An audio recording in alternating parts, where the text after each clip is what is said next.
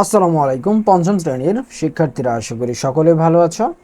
তোমাদের ইসলাম বইয়ের প্রথম অধ্যায়ের নতুন একটি লেকচার নিয়ে হাজির হলাম আমি রবিউল। শিক্ষার্থীরা, আশা করি লেকচারটি দেখার আগে চ্যানেলটি সাবস্ক্রাইব করবা, কারণ পঞ্চম শ্রেণীর সকল বিষয়ের উপর আলাদা লেকচার এই চ্যানেলে আপলোড করা হয়। এই লেকচারে তোমাদের ইসলাম বইয়ের 1 নম্বর, 2 নম্বর এবং 3 নম্বর পৃষ্ঠা নিয়ে আলোচনা করা হবে। তো চলো লেকচার শুরু করা যাক। তো দেখো, 1 নম্বর যে পৃষ্ঠা, আমাদের যে প্রথম অধ্যায় বটে, সেটা হলো আকাইদ বিশ্বাস বা আকাইদ বিশ্বাস। আকাইদ বিশ্বাস। হুম তো চলো আমরা শুরু করে দিই। বলছে দেখো, আল্লাহ তাআলার পরিচয়। আমরা জানি কাঠমিস্ত্রি কাঠ দিয়ে চেয়ার, টেবিল, খাট সহ আরও অনেক কিছু তৈরি করে। তাহলে কাঠমিস্ত্রি কি কি তৈরি করে?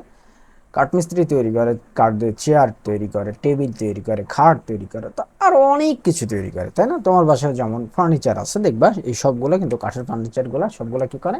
কাঠমিস্ত্রি তৈরি করে। কাঠমিস্ত্রি ইটের উপরে ইট সাজিয়ে দালান কোঠা তৈরি করে। রাজমিস্ত্রি রাজমিস্ত্রি ইটের উপরে ইট সাজিয়ে দালান কোঠা তৈরি করে, বড় বড় ইমারত তৈরি করে। এসব কোনো কিছুই নিজে নিজে হয় না। এসব কোনো কিছুই কি নিজে নিজে হয়? এই যে কাঠ দিয়ে চেয়ার, টেবিল, খাট তৈরি হলো, এগুলো কি নিজে নিজে তৈরি হলো? না, অবশ্যই একজন কাঠমিস্ত্রির প্রয়োজন। আবার ইট দিয়ে যে দালান কোঠা তৈরি হয়ে গেলো, এগুলো এগুলো কি নিজে নিজে তৈরি হলো? না, এগুলোও না।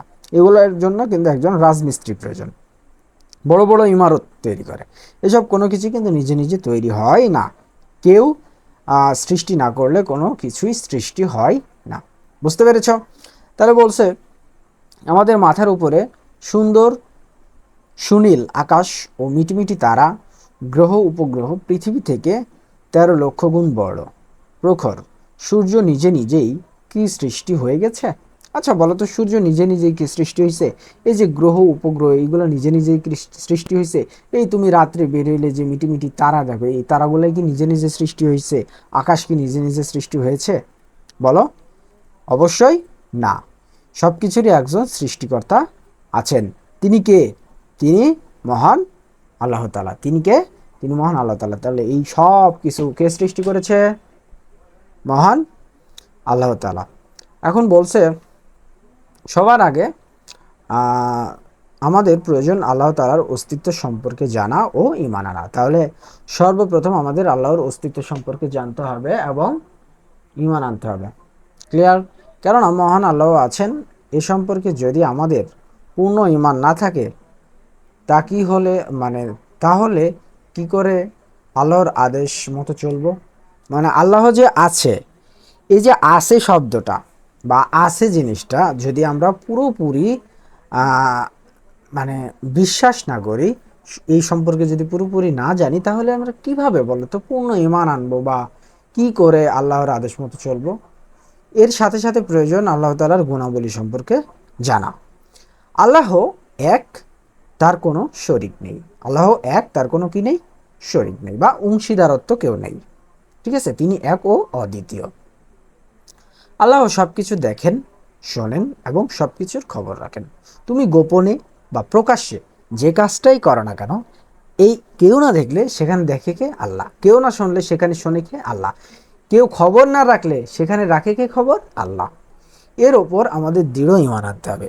এই সবগুলোর উপর দৃঢ় ঈমান আনতে হবে।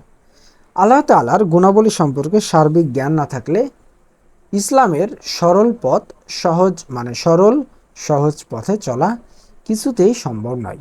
তাহলে আল্লাহর গুণাবলী সম্পর্কে সার্বিক জ্ঞান না থাকলে ইসলামের সরল সহজ পথে চলা কিছুতেই সম্ভব নয়।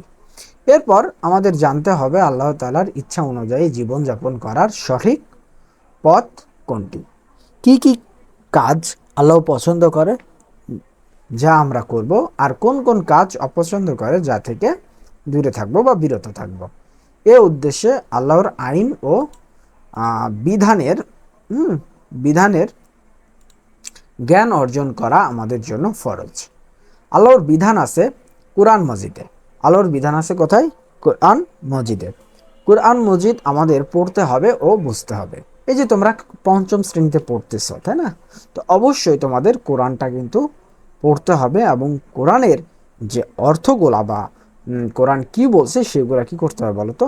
বুঝতে হবে। তোমরা পঞ্চম শ্রেণীতে পড়ো যারা এখনো কোরআন শরীফ ধরো নাই বা পড়তে পারো না, খুব দ্রুত সময়ের মধ্যে কিন্তু সেটা পড়বা। প্রত্যেকেই দেখবা বাড়ির কাছে তোমাদের যে মসজিদগুলা, এই মসজিদগুলোতে কিন্তু কি হয় বলো, হুজুররা কিন্তু প্রতিদিন সকালবেলা বা বিকেলবেলা ফ্রি ফ্রি নামমাত্র হাদিয়া নিয়ে কিন্তু 50 টাকা বা 100 টাকা নামমাত্র হাদিয়া নিয়ে কিন্তু তোমাদের কোরআন শিক্ষা দিচ্ছে।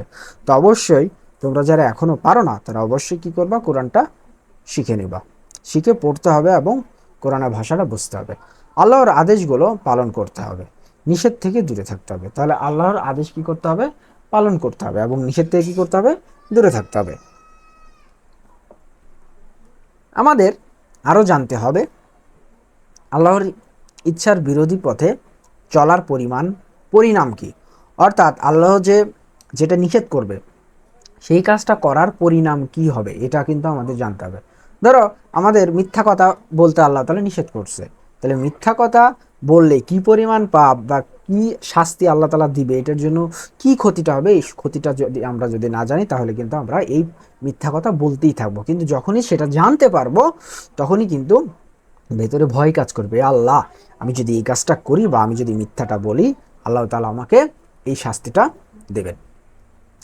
আর তার আদেশ মেনে চলার পুরস্কারই বাকি, এ উদ্দেশ্যে আমাদের কবর, কিয়ামত, হাসর, মিজান, জান্নাত ও জাহান্নাম সম্পর্কে জানা ও ঈমান থাকা অপরিহার্য। তাহলে এ উদ্দেশ্যে তিনি কি কি পুরস্কার দিবে, এই উদ্দেশ্যে কবর, কিয়ামত, হাসর, মিজান, জান্নাত, জাহান্নাম এ সম্পর্কে জানা ও ঈমান থাকা অপরিহার্য। এ আলোচনায় যেসব বিষয় জানতে ও বিশ্বাস করতে বলা হয়েছে, তার নামই হচ্ছে ঈমান। ঈমান অর্থ বিশ্বাস স্থাপন করা, কোনো কিছুর উপর বিশ্বাস স্থাপন করার নামই হলো ঈমান। সেটা অবশ্যই কি হইতে হবে, আল্লাহর সকল সৃষ্টি, আল্লাহর সকল কিছুর উপর বিশ্বাস স্থাপন করতে হবে। যে ব্যক্তি আল্লাহর একাত্ম, তার গুণাবলী, তার বিধান এবং তার পুরস্কার ও শাস্তি সম্পর্কে জানে এবং অন্তর দিয়ে বিশ্বাস করে তাকে বলা হয় মুমিন। তাহলে মুমিন কাকে বলে, যে ব্যক্তি আল্লাহর একত্ব, আল্লাহর যে কোনো অংশীদারত্ব নেই, তিনি যে এক ও অদ্বিতীয়, এবং তার গুণাবলী, তার বিধান এবং তার পুরস্কার ও শাস্তি সম্পর্কে জানা এবং অন্তর দিয়ে বিশ্বাস করাকে বলা হয় মুমিন। আর ঈমানের ফল হলো আল্লাহর অনুগত বান্দা হিসেবে গড়ে তোলা। ঈমানের ফল হলো মানুষকে আল্লাহর অনুগত বান্দা হিসেবে গড়ে তোলা। ক্লিয়ার? তো দেখো এখানে দেখো পিকচার দেওয়া আছে, আমরা দেখতে পাচ্ছি কত সুন্দর এখানে পিকচার। দেখো এই যে এখানে মেঘ, তাই না, এগুলো প্রাকৃতিক দৃশ্যগুলো দেখতেও ভালো লাগে, তাই না? তোমরা এইগুলো প্রাকৃতিক দৃশ্য কখনো আর্ট করেছো? আশা করি আর্ট করেছো। আমিও তোমাদের বয়সে থাকতে এই ধরনের প্রাকৃতিক দৃশ্যগুলো দেখে দেখে দেখে দেখে আর্ট করতাম এবং সেগুলো আবার সুন্দর করে রং করতাম। তাহলে এখানে আছে কি, এখানে আছে গাছ, তাই না, এখানে গাছ। এই যে দেখো এখানে একটি গ্রাম বাড়ি আছে, তাই না, কত সুন্দর। আর এই যে এইগুলো দেখো পাহাড়, এই যে এইগুলো হলো পাহাড়, এগুলা পাহাড়। আর এটা কি বলতো, এই যে এটা হলো জলাশয় বা নদী। হ্যাঁ, এই যে এইগুলা কি ফুল বলতো, এগুলাকে বলা হয় শাপলা ফুল। হ্যাঁ, এগুলোকে বলা হয় শাপলা ফুল, ঠিক আছে। আর এইগুলা নদী। তোমরা কখনো এই ধরনের নদীতে মাছ ধরেছ? আমি কিন্তু মাছ ধরেছি, অনেকবার মাছ ধরেছি। মাছ ধরেছি জাল দিয়ে, এরপরে বৃষ্টির মধ্যে মাছ ধরতে যাইতাম, সাপ দেখে অনেক ভয় পেতাম, ঠিক আছে। তো এই তোমরা যারা গ্রামে থাকো বা গ্রামে কখনো যাও তখন এই জিনিসটা করে দেখো, অনেক মজা পাবা, ঠিক আছে। নিজের হাতে মাছ ধরা মজাটা অন্যরকম, ঠিক আছে। তো দেখো কত সুন্দর প্রাকৃতিক দৃশ্য, এগুলোর সব কিছুরই কিন্তু সৃষ্টিকর্তা কে বলো, এই যে মেঘ, এই যে মেঘ উঠতেছে, তাই না, এই মেঘ উঠতেছে, তাই না। এটার মূল কাহিনী কি, এই সবগুলোর সৃষ্টিকর্তা কে বলতো, এই গাছ, এই মেঘ, এই পানি, এই ঘর, এই বাড়ি। এই যে এখানে দেখো তাল গাছ, এই যে বাড়ির পেছনের সাইডে আবার তাল গাছ আছে, এই যে, ঠিক আছে, তাল গাছ। আর এইগুলো দেখো এই যে ঘাস, হ্যাঁ, এইগুলা ঘাস, দুই ধারে নদীর দুই ধারে ঘাস এবং জমি, তাই না, কত সুন্দর প্রাকৃতিক দৃশ্য। এইগুলা কিন্তু ম্যাক্সিমাম ক্ষেত্রে গ্রামে গেলে কিন্তু এইসব প্রাকৃতিক দৃশ্য দেখা যায়, শহর অঞ্চলে কিন্তু এতটা দেখা যায় না, যেটা আসলেই অনেক সুন্দর লাগে, ঠিক আছে। এইসব পানি বা দেখতে অনেক ভালো লাগে, বুঝতে পেরেছ? তো তোমরা যারা গ্রামে যাওনি বা যাবা, তারা এগুলো দেখো, ভালো লাগবে। ওকে ওকে, তাহলে তাহলে আমরা এখন একটা জিনিস পড়ি। এখন বলছে দেখো, দলীয় কাজ। আল্লাহর পরিচয় জানার জন্য যেসব বিষয়ের জ্ঞান থাকা জরুরি, শিক্ষার্থীরা দলে বসে পরস্পর আলাপ আলোচনা করে সেসব বিষয়ে একটি তালিকা তৈরি করবে, এরপর মার্কার দিয়ে পোস্টার পেপারে বড় বড় করে লিখবে।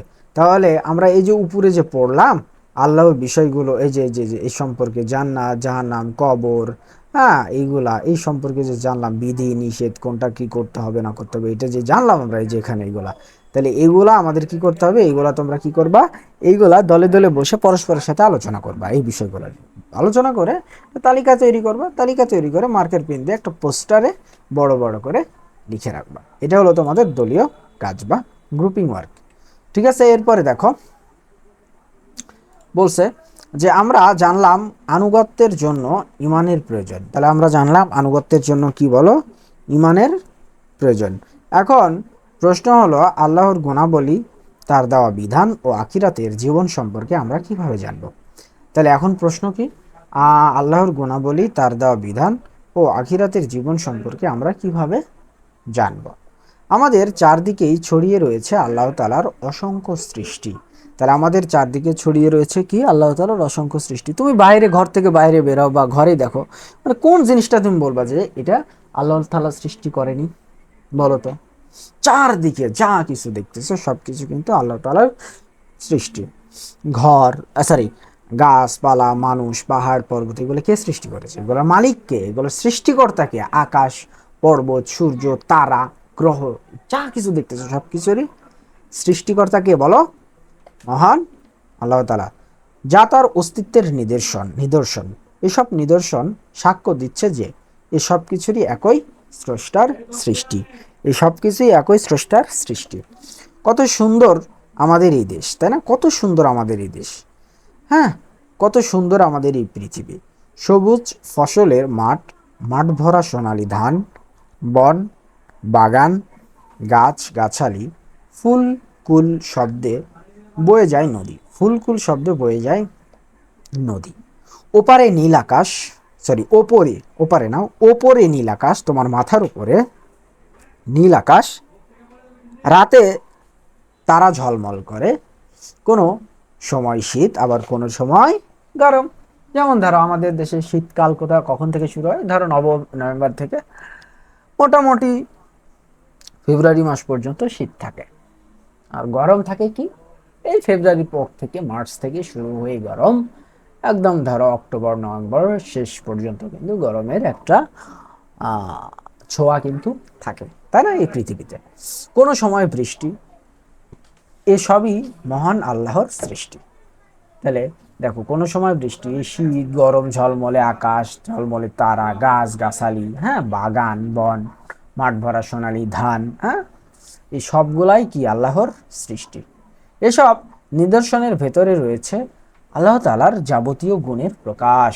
তাহলে এসব নিদর্শনের মধ্যে রয়েছে আল্লাহ তাআলার যাবতীয় গুণের প্রকাশ, তার হিকমত, তার জ্ঞান, তার কুদরত, তার দয়া, তার পালন, তার লালন পালন, এক কথায় তার সব গুণের পরিচয়। তাহলে এই সবগুলোর মধ্যে কি রয়েছে, তার হিকমত রয়েছে, তার জ্ঞান রয়েছে, তার কুদরত রয়েছে, তার দয়া রয়েছে, তার লালন পালন, এক কথায় সব গুণের পরিচয়। ওকে, তাই এখন বলছে যে এসব নিদর্শন আমাদের চোখের সামনে রয়েছে, এসব সৃষ্টি সাক্ষ্য দিচ্ছে যে এই সব কিছুরই একই স্রষ্টার সৃষ্টি।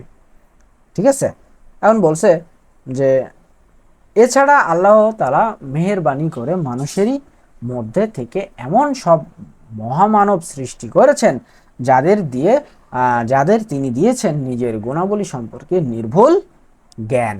মানুষ যাতে আল্লাহর ইচ্ছা অনুযায়ী জীবন যাপন করতে পারে তার নিয়মিতই তিনি শিখিয়ে দিয়েছেন, মানে নিয়মই শিখিয়ে দিয়েছেন, আখিরাতের জীবন সম্পর্কে সঠিক জ্ঞান দিয়েছেন। এরপর তাদের নির্দেশ দিয়েছেন অপর মানুষের নিকট এসব পৌঁছে দিতে। এরাই হচ্ছেন আল্লাহর নবী রাসূল। কারা, এই যে তোমার আমার কাছে বা আগের, এখন তো নবী রাসূল নাই, আগের জামানাতে, হ্যাঁ, অনেক ধরো কতশো হাজার বছর, 1400 হাজার বছর, তারও আগে অনেক যেই শিক্ষা মানুষের কাছে পৌঁছাইছেন, এই কাদের মাধ্যমে পৌঁছাইছেন? নবী এবং রাসূলগণের মাধ্যমে এই শিক্ষাগুলো পৌঁছেছেন বা পাঠিয়েছেন। তাদের জ্ঞানদানের জন্য আল্লাহ যে মাধ্যম ব্যবহার করেছেন তার নাম হচ্ছে ওহী। এই ওহী কে নিয়ে আসে?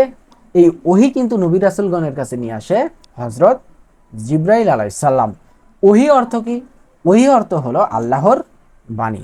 ওহী অর্থ আল্লাহর বাণী। আর যে কিতাবে তাদের এই জ্ঞান দেওয়া হয়েছে তাকে বলা হয় আল্লাহর কিতাব।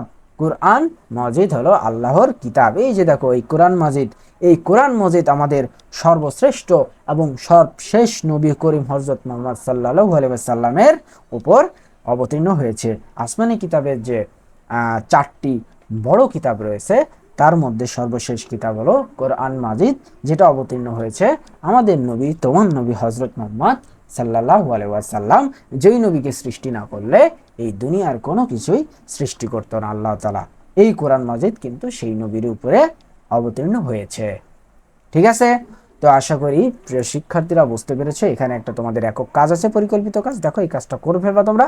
পরিকল্পিত কাজ, আল্লাহ আমাদের সৃষ্টিকর্তা, তার 10টি সৃষ্টির একটি তালিকা শিক্ষার্থীরা তৈরি করো, পোস্টার পেপারে মার্কার দিয়ে লেখো।